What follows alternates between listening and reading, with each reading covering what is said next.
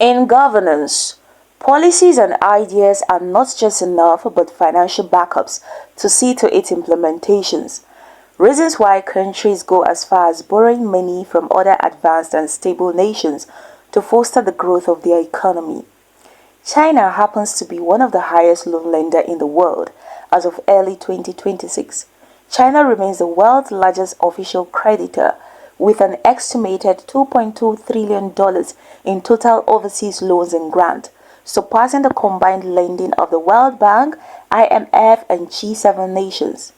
Globally, China lent more than $2 trillion in loans and grants to over 80% of countries and regions in the world between 2000 and 2023.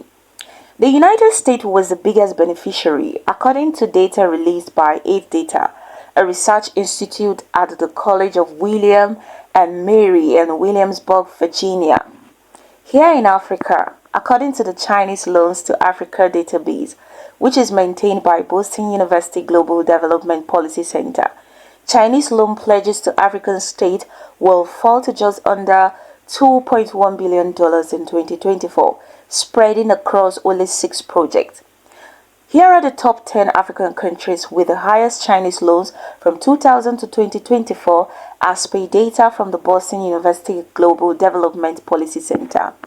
Angola $49.2 billion, Ethiopia $14.0 billion, Kenya $10.0 billion, Zambia $9.5 billion, Nigeria $8.9 billion, Egypt $7.7 billion, Sudan $6.3 billion, Cameroon $5.9 billion, Ghana $5.8 billion, Cote d'Ivoire $5.7 billion.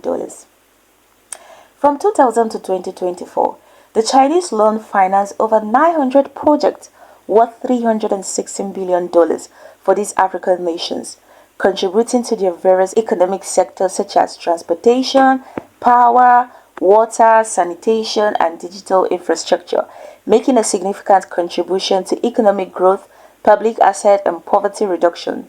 Meanwhile, fossil fuel projects, electricity generating, and ICT projects received almost no fresh loans in 2024.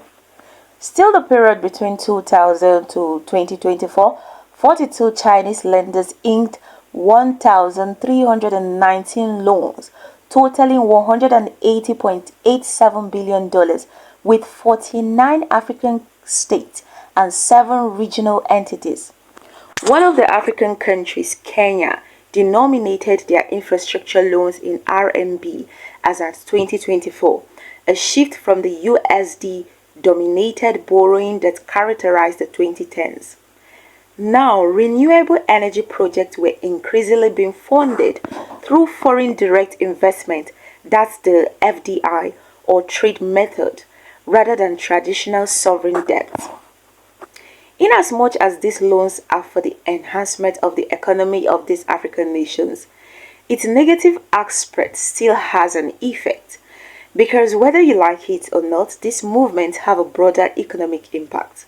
For instance, developing countries are increasingly repaying more to China than they borrow, resulting in net outflows.